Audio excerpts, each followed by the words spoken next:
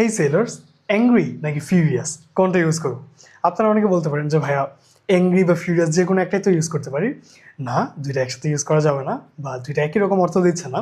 চলো দেখে ফেলি এর মধ্যে পার্থক্য।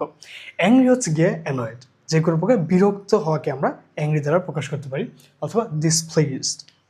তাহলে এটা অসন্তুষ্টি প্রকাশ করতে আমরা অ্যাংরি ইউজ করতে পারি। অন্যদিকে ফিউরিয়াস হচ্ছে কি এক্সট্রিমলি অ্যাংরি। এক্সট্রিমলি অ্যাংরির ক্ষেত্রে আমরা ফিউরিয়াস ইউজ করব। সহজ বাংলা যদি আমরা দেখি, অ্যাংরি বলতে সাধারণ রাগান্বিত, ফিউরিয়াস বলতে ক্ষুব্ধ বা প্রচণ্ড ক্ষেপে গেলে বা প্রচণ্ড রেগে গেলে আমরা তখন ফিউরিয়াস ইউজ করব। এক্সাম্পল যদি আমরা দেখি, মাই বস ওয়াজ অ্যাংরি, তাহলে তিনি সাধারণভাবে রাগ করে আছেন, সেটা সেভাবে প্রকাশ পাচ্ছে না, বাট আপনি বুঝতে পারতেছেন যে সেটা তিনি হচ্ছে গিয়ে রেগে আছেন। ইন দিস কেস অ্যাংরি বলতে পারবো। হি ওয়াজ ফিউরিয়াস, আমরা যদি ফিউরিয়াস কথা ইউজ করি, এটা হচ্ছে গিয়ে চরম মাত্রায় রেগে যাওয়া। ইন দিস কেস আমরা মানে চরম মাত্রায় অ্যাংরি হলে আমরা ফিউরিয়াস ইউজ করি।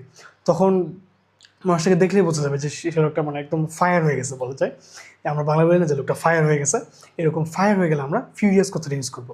তখন লোকটা খুব আজব ধরনের আচরণ করে বা আলাদা ধরনের এক্সপ্রেশন দেয়। সো ইন দিস কেস আমরা ফিউরিয়াস ইউজ করবো। Don't be angry, she became furious. Don't be angry, তুমি অ্যাংরি হয়েও না, এটা সাধারণ রাগান্বিত হওয়ার কথা বলা হচ্ছে, অ্যাংরি হইতে নিষেধ করা হচ্ছে। আর অন্য একটা সেন্টেন্স হচ্ছে গিয়ে শি বিকেম ফিউরিয়াস, সে হচ্ছে গিয়ে অনেক রেগে উঠছে। যেমন তেলে বেগুনে জ্বলে ওঠা, এই টাইপের যদি আমরা বাগধারা দেখি, মানে এটা হচ্ছে গিয়ে ফিউরিয়াস বোঝাই, মানে খুবই প্রচণ্ড রেগে যাওয়া। সো সব জায়গায় আমরা ফিউরিয়াস কথাটা লিখতে পারবো না। যখন এক্সট্রিম লেভেলে অ্যাংরি হবে তখন আমরা ফিউরিয়াস কথাটা লিখতে পারবো, আর অ্যাংরি আমরা নর্মালি ইউজ করতে পারি।